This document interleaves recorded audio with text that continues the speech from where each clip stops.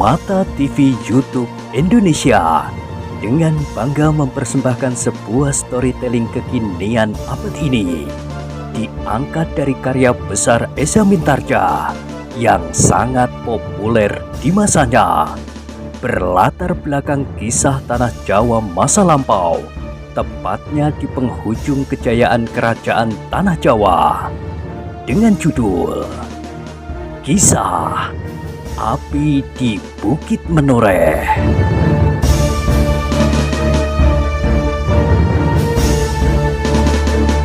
Pada kesempatan yang sangat baik ini, kita masuk pada episode yang ke-228. Selamat menikmati.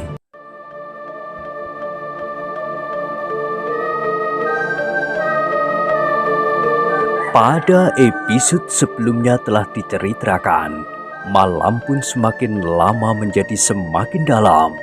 Bulan yang terapung di langit perlahan-lahan bergeser menurut garis edarnya.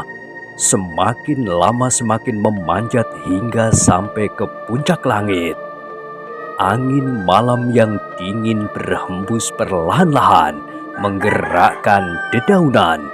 Namun kadang-kadang bertiup semakin kencang, sehingga daun-daun yang kuning berguguran jatuh di atas tanah. Tetapi sebentar lagi, angin itu mereda. Namun dinginnya masih saja sampai menyusup tulang. Bibi Aryo Tejo yang berjalan, menyusuri jalan persawahan tidak menghiraukannya. Langkahnya bahkan dipercepatnya sedapat-dapat. Tetapi ketika di kejauhan terdengar salak anjing liar, orang tua itu mengerutkan keningnya. Perlahan-lahan ia bergumam, "Apakah jalan ke Pucang Kembar harus melampaui gerombolan anjing-anjing liar itu?" Dada perempuan tua itu menjadi berdebar-debar. Ia memang takut terhadap anjing-anjing yang liar itu, apalagi ia adalah seorang perempuan tua. Sedang anak-anak muda pun selalu mencoba menghindari gerombolan anjing-anjing yang ganas itu.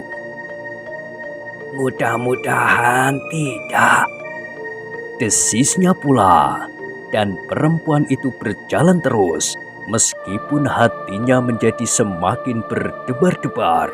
Karena salak anjing yang sahut menyaut di kejauhan itu, bahkan semakin lama menjadi semakin dekat.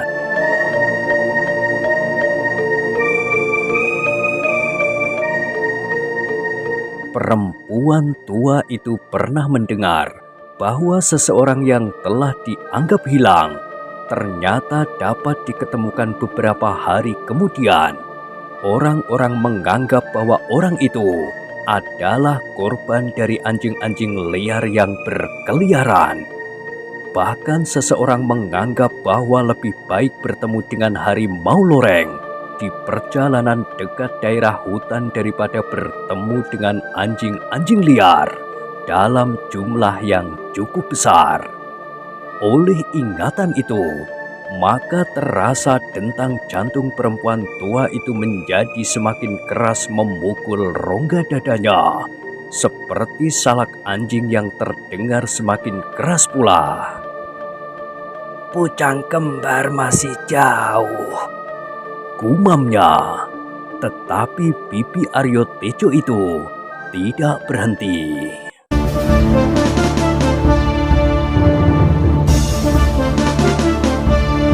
Di bawah Pucang Kembar, Aryo Tejo dan Pakuhan bertempur semakin sengit. Mereka telah melupakan segala macam perhubungan yang baik di antara keduanya. Mereka sama sekali sudah tidak dapat lagi mengekang dirinya, sehingga mereka telah sampai pada puncak ilmu masing-masing. Sepasang senjata Pakuhan benar-benar merupakan pasangan senjata yang mengerikan. Seperti tatit yang menari-nari di udara, senjata itu meloncat-loncat dari segala arah ke segala arah, seolah-olah sepasang senjata itu dapat berubah menjadi puluhan pasang yang bergerak bersama-sama. Kadang-kadang Aryo Tejo terpaksa meloncat surut beberapa langkah apabila gerak sepasang senjata lawannya itu membingungkannya. Ia terpaksa mengambil jarak untuk dapat melihat gerak lawannya supaya dapat menyusun perlawanan yang rapat.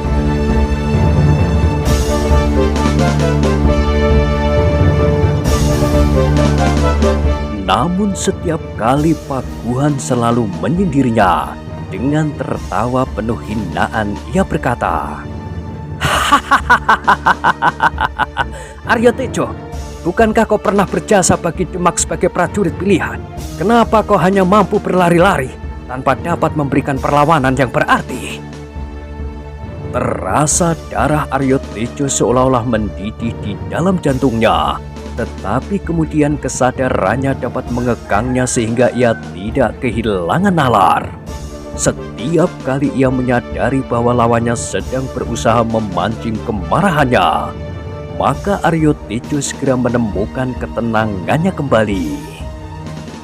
"Apakah sebenarnya yang dibanggakan oleh para pemimpin dan senopati Demak atasmu, hei Aryo Tejo?" Suara Pakuhan terdengar terlampau menyakitkan hati. Aryo Tejo tidak segera menyahut. Dipusatkan perhatiannya kepada tata gerak lawannya itu.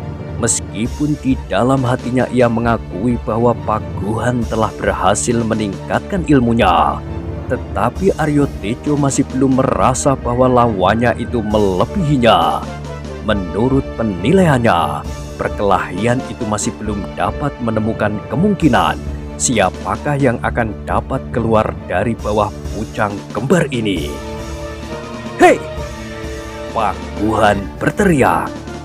"Apakah kau menjadi ketakutan mendengar suaraku?" Aryo Tejo menggeram, namun ia masih belum menjawab. Bukan menjadi kebiasaannya berkelahi sambil berbicara tanpa ujung dan pangkal, sekedar berusaha mempengaruhi perasaan lawannya. Pakuhan yang berusaha untuk membangkitkan kemarahan Aryo Tejo menjadi kecewa.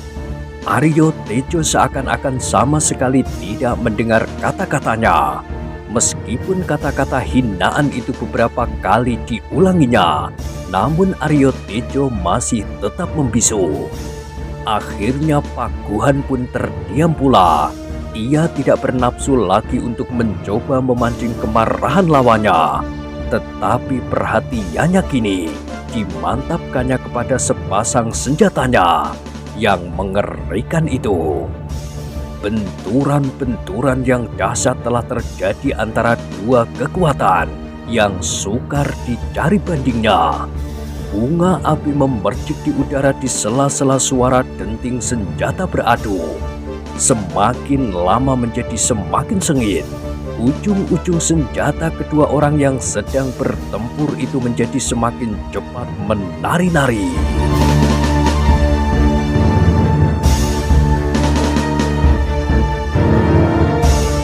Meskipun demikian, mereka masih mendengar suara anjing liar menggonggong di kejauhan. Telinga mereka yang telah biasa mendengar suara gonggongan anjing-anjing liar itu sama sekali tidak lagi dapat dipengaruhinya. Tetapi meskipun pertempuran itu tidak terhenti, namun kedua orang yang sedang berkelahi itu mendengar suara gonggongan anjing-anjing liar itu menjadi semakin ribut. Bahkan kemudian suara itu seolah-olah melonjak-lonjak. Kedua orang itu sama sekali tidak menaruh perhatian untuk seterusnya, karena mereka masih terikat di dalam perkelahian. Tetapi dalam sekilas itu, mereka mengerti bahwa anjing-anjing liar itu telah memperebutkan mangsa. Mungkin seekor kambing, mungkin seekor kijang yang sering berkeliaran di gerumbul-gerumbul liar, di pinggir hutan, atau apapun yang lain. Tetapi anjing-anjing hutan itu sama sekali bukan persoalan bagi mereka yang kini mereka hadapi. adalah ujung-ujung senjata yang setiap kali siap merobek kulit daging mereka.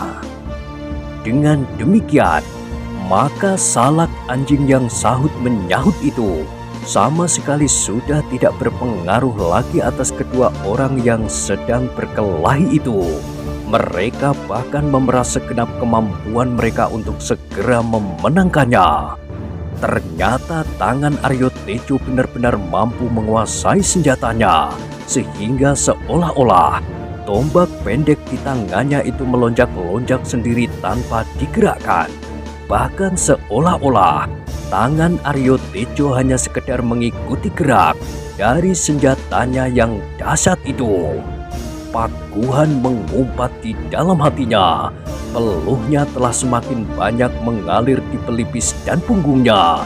Bahkan seluruh tubuhnya telah basah pula karenanya. Namun terasa bahwa perkelahian itu masih jauh dari selesai. Mereka sama sekali masih belum dapat meyakini apa yang kira-kira akan terjadi atas diri mereka masing-masing. Dengan sepenuh kemampuan yang ada, mereka bertempur semakin sengit. Sekali-sekali mereka terdorong surut. Sekali-sekali salah seorang dari mereka berhasil mendesak lawannya. Tetapi sekejap kemudian keadaan segera berubah. Rerumputan liar di bawah pucang kembar itu telah menjadi bosah basah. Bahkan gerumbul-gerumbul yang terdekat di sekitarnya pun telah menjadi rata terinjak-injak oleh kaki-kaki mereka yang sedang bertempur itu. Ketika di kejauhan terdengar bunyi burung hantu menyusur kesuraman cahaya bulan, terdengar pakuhan berdesis pendek, dengan serta-merta ia meloncat surut. Terasa dadanya menjadi pedih. Meskipun hanya segores kecil, namun setitik darah telah meleleh dari lukanya. Terdengar pakuhan menggeram, giginya gemeretak dan matanya menjadi kian membara. Luka itu benar-benar telah membakar seluruh urat nadinya. Sejenak kemudian, terdengar pakuhan berteriak nyaring. Dengan dahsyatnya ia menyerang lawannya seperti badai yang menghantam tebing. Bergulung-gulung susul menyusul. Sepasang senjatanya yang mengerikan itu berputar seperti pusaran yang berusaha melibat lawannya. Dengan demikian maka perkelahian itu menjadi semakin seru. Meskipun kulit pakuhan telah tergores oleh ujung senjata, namun keseimbangan perkelahian itu sama sekali tidak terpengaruh olehnya. Bahkan pakuhan yang sudah terluka itu menjadi semakin garang.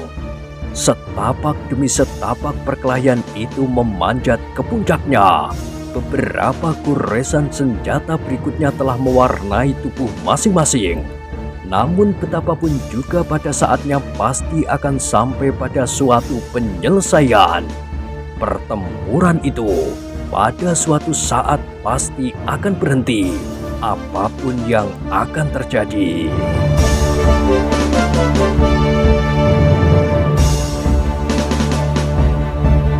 Namun pada saat-saat itu, tidak seorang pun yang dapat meramalkan bagaimanakah akhir dari perkelahian yang dahsyat itu. Perkelahian yang dialasi dengan kemarahan, dendam, kebencian dan segala macam perasaan bercampur baur. Begitu dalam mereka dicekam oleh nafsu, sehingga mereka tidak sempat memperhatikan bahwa seseorang telah mendekati mereka. Seorang yang dengan ragu-ragu melangkah perlahan-lahan di antara gerumbul-gerumbul yang bertebaran di sekitar pucang kembar. Perempuan muda yang matanya masih dibasahi oleh air mata yang mengambang.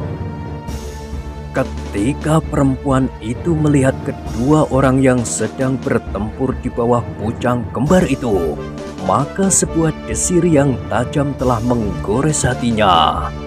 Hampir-hampir ia tidak mampu lagi berdiri dan apalagi melangkah maju. Dengan gemetar ia berpegangan pada sebatang pohon perdu. Dadanya serasa berguncang dan jantungnya berdentangan. Sehingga justru karena itu, maka perempuan itu untuk sejenak membeku di tempatnya.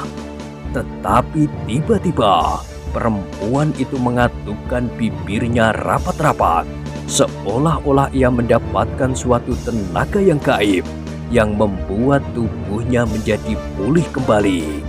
Sendi-sendinya terasa menjadi kuat dan tulang-tulangnya serasa mengeras.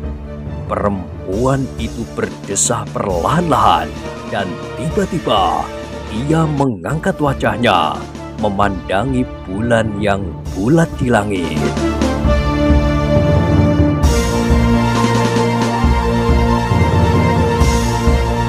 Jadilah saksi, desisnya.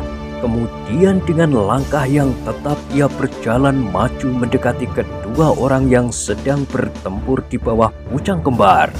Dadanya sama sekali sudah tidak berdebar-debar lagi dan jantungnya sudah tidak berdentangan. Bahkan diangkatnya dadanya tinggi-tinggi sambil berkata kepada dirinya sendiri, disinilah senjata-senjata itu harus menghunjam.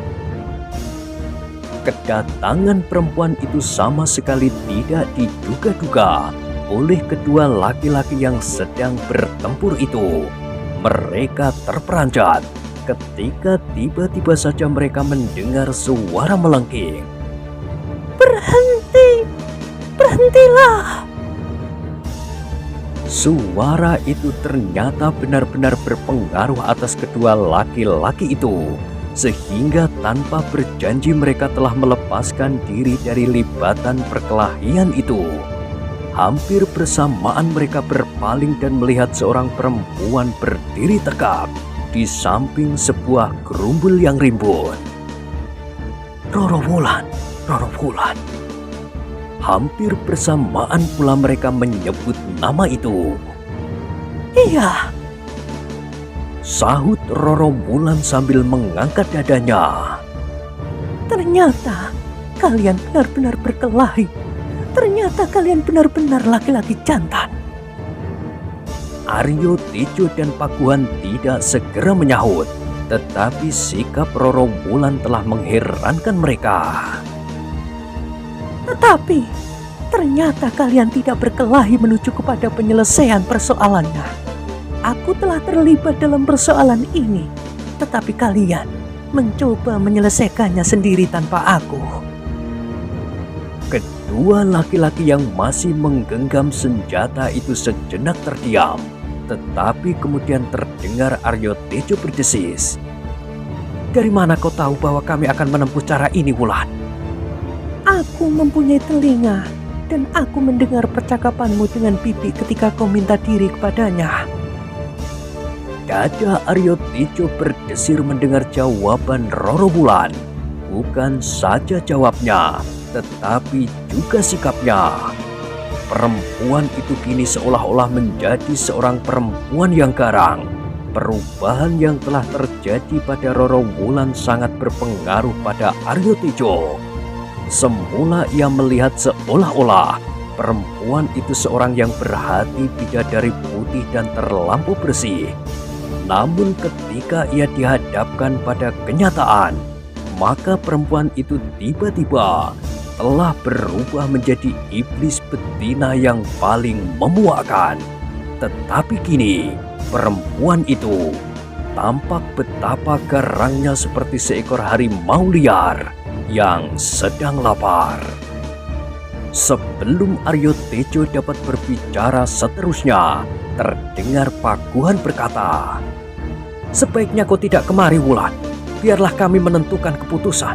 Pada saatnya salah seorang dari kami akan datang memberitahukan kepadamu." Terasa berbagai perasaan menyesak di dada Roro Wulan. Terlalu banyak yang akan dikatakannya, tetapi justru karena itu mulutnya seolah-olah tidak dapat menampungnya.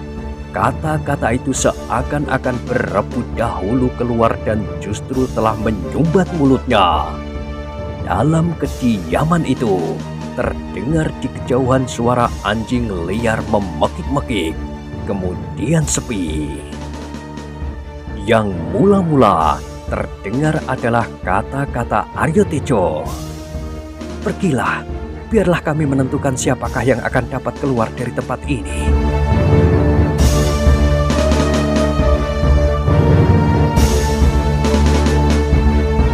Mata Roro Wulan seolah-olah telah menyala. Sahutnya terbata-bata.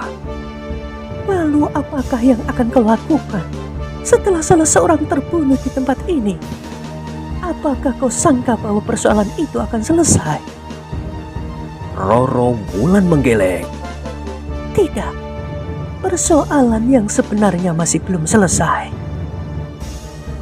Tetapi persoalan antara kami berdua telah selesai. Persoalan antara dua orang laki-laki, desis Pakuhan. Bohong. Persoalan yang terjadi bukan sekedar persoalan dua orang laki-laki. Sejak semula, kau menganggap aku seperti barang yang tidak dapat ikut serta menentukan sikap. Kau pergunakan kesempatan sebaik-baiknya dalam kekosongan perasaan. Pada saat aku kesepian, kau datang dan memberikan kesegaran. Tetapi kau seret aku ke dalam neraka yang paling jahanam. Jangan menyalahkan aku, Wulan. Aku juga tidak akan menyalahkan kau. Tetapi Aryo Tejo adalah gambaran dari seorang laki-laki yang hanya memikirkan dirinya sendiri.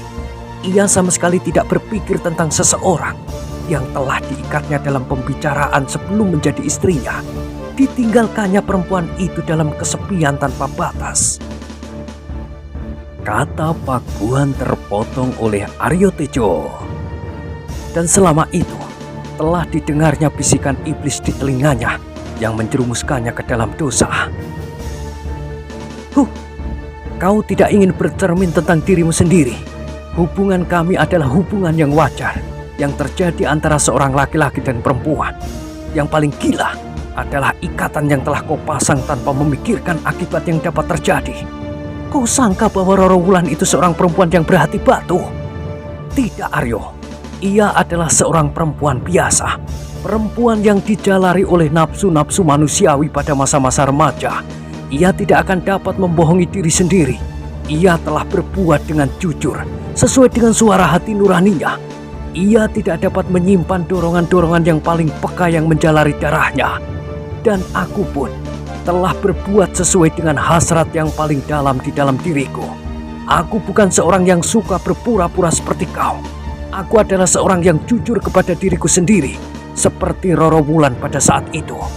Tetapi ikatan-ikatan yang kau pelitkan pada dirinya telah membuatnya sengsara seperti yang kau lihat saat ini. Kau yang hidup dalam suatu dunia yang kau penuhi sendiri dengan berbagai macam tantangan-tantangan dan ikatan-ikatan yang selalu menyiksa diri. Tetapi jangan kau seret orang lain besertamu. Pakuhan. Aryo Tejo menggeram sambil meremas tangkai tombak pendeknya. Itukah yang kau sebut kejujuran kepada diri sendiri? Kau anggap bahwa setiap nafsu yang menyala di dalam diri harus mendapat penyaluran tanpa memikirkan akibatnya. Penyaluran yang tidak mapan sekalipun. Pakuhan, kau benar-benar seorang yang berhati iblis. Kalau setiap manusia menganggap bahwa kejujuran adalah tanpa pengekangan diri, maka dunia akan dibakar oleh berkobarnya segala macam nafsu lahiriah. Manusia akan terlempar kembali ke dalam lembah kehidupan yang biadab. Peradaban manusia dalam satu segi yang dijiwai oleh sifat-sifat manusia yang biadab adalah jauh lebih parah daripada kehidupan di masa-masa manusia sama sekali belum mengenal peradaban. Kejujuran mereka bukan kejujuran yang pura-pura. Kejujuran sebagai senjata untuk melakukan perbuatan yang pada zamannya adalah perbuatan yang paling kotor. Kalau perbuatan itu kau anggap karena perempuan itu tidak berhati batu, maka anggapan itu adalah senafas dengan kejujuran yang lamis.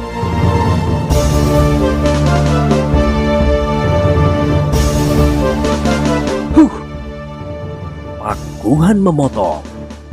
Kau benar-benar sudah kehabisan nalar. Kau adalah seorang yang tidak memiliki getar di dalam diri seseorang, karena kau selalu menindas getar yang serupa yang tumbuh di dalam dadamu, supaya kau dianggap sebagai seorang yang bersih, seorang yang baik, seorang yang tidak bernoda. Maka kau telah menumpas semua gerak naluriah di dalam hatimu. Tetapi, apakah kau dengan demikian berlaku jujur? Apakah kau benar-benar berbuat demikian itu? Tak seorang pun yang tahu apa yang telah kau lakukan di rantau. Tak seorang pun tahu bahwa kau benar-benar melakukan seperti keinginanmu, agar setiap orang menganggap kau demikian. Pakuhan, berkata Aryo Tejo. Aku adalah seseorang yang menghargai apa yang telah menjadi keputusan bersama dari orang-orang tua kita yang lambat laun telah membentuk peradaban kita sekarang ini. Keputusan yang tidak terkurat di dalam rontal yang manapun juga, tetapi terasa telah menjiwai nafas kehidupan kita. Jangan kau sangka bahwa hal itu lahir dengan serta-merta, tetapi kelahirannya pasti didorong oleh pengalaman yang beribu tahun, bahwa kita telah membuat dinding batu di sekeliling halaman rumah kita adalah salah satu bentuk yang serupa seperti kita telah membuat pagar ayu dalam hubungan antara laki-laki dan perempuan. Setumuk batu senyari bumi, taruhannya senilai keagungan ikatan antara laki-laki dan perempuan. Wajah Pakuhan yang tegang menjadi semakin menegang. Nafasnya berdeburan di dalam rongga dadanya. Sejenak ia terbungkam, namun sejenak kemudian meledaklah suara tertawanya, seperti suara iblis dari dalam kubur. Dengan lantang ia berkata di sela-sela derai suara tertawanya. Oh, tenggelamlah kau dalam ikatan-ikatan yang mencekik tata kehidupan itu. Tetapi aku tidak mau. Aku ingin bebas seperti burung Garuda di langit. Tidak ada ikatan yang dapat mengikat kebebasanku. Apapun yang aku kehendaki, hendaknya terjadi. Hubunganku dengan Roro Wulan adalah salah satu bentuk kebebasan itu. Aku tidak mau orang lain mencampuri kebebasanku. Aku bertanggung jawab atas segalanya. Aku akan menghadapi setiap orang yang akan mengganggu gugat bentuk kebebasan yang aku kehendaki. Aryo Tejo menggeram mendengar jawaban Pakuhan di antara suara tertawanya. Terdengar suaranya bernada berat. Aku tidak akan mempersoalkan kebebasan yang kau dambakan itu. Seperti burung Garuda di angkasa, aku tidak mempunyai hubungan apapun dengan kau selain sebagai seorang teman biasa. Aku tidak akan kehilangan seandainya kau terjerumus dalam jurang yang paling nista sekalipun. Tetapi kau jangan menyentuh hidupku dalam segala seginya. Kau jangan menyinggung ujung dari hakku atas pribadiku dan segala hubungannya. Aryo Tejo berhenti sejenak. Terasa dadanya menjadi sesak dan bahkan seakan-akan hampir meledak. Sejenak kemudian terdengar suaranya dalam nada yang berat.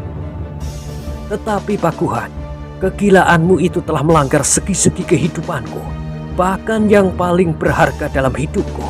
Karena itu, maka aku tidak akan dapat tinggal diam. Aku tidak akan dapat membiarkan kau dalam kegilaan itu. Suara tertawa Pakuhan telah lenyap bersama gemanya, dihanyutkan oleh angin yang bertiup semakin kencang. Yang terdengar kemudian adalah gemeretak giginya beradu. Tetapi sebelum ia mengucapkan kata-kata, terdengar suara Roro Wulan melengking tinggi. Kalian berdua telah dicekam oleh kegilaan kalian masing-masing. Kalian memandangi dunia ini dari sudut kepentingan kalian. Kalian berbicara dalam hubungan ini menurut pendirian dan kesenangan kalian sendiri. Sedang pendirian kalian tidak akan dapat bertemu.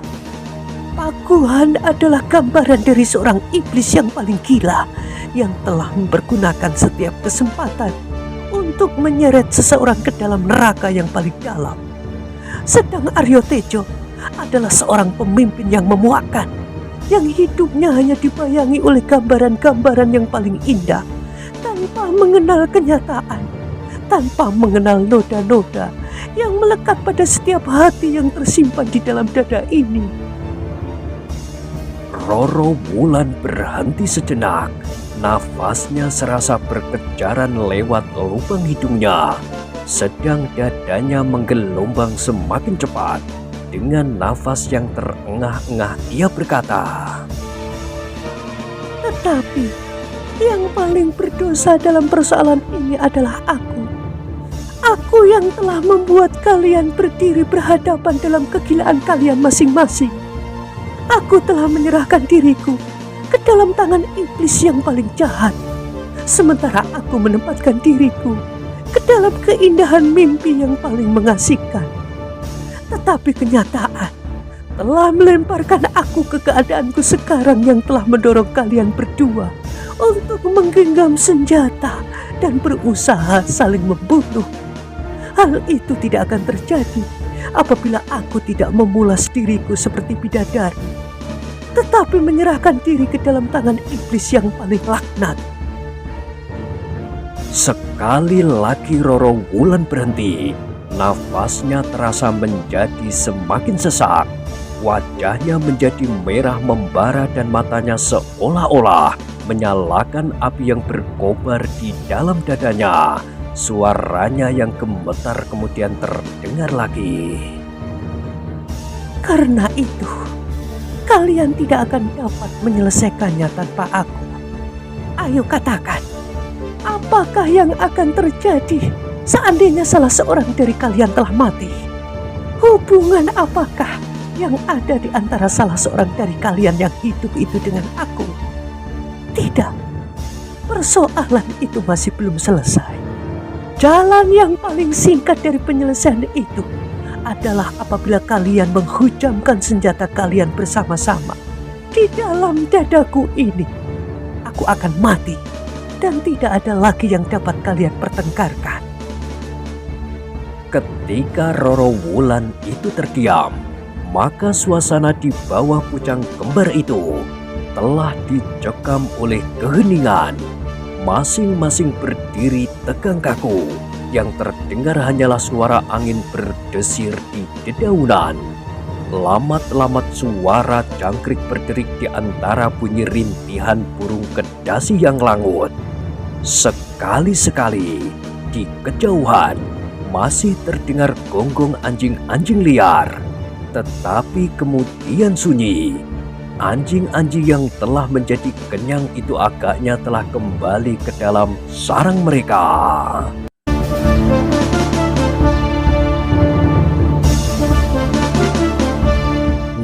Nah, bagaimanakah kisah selanjutnya? Silahkan ikuti terus kisah Api di Bukit Menoreh pada episode berikutnya.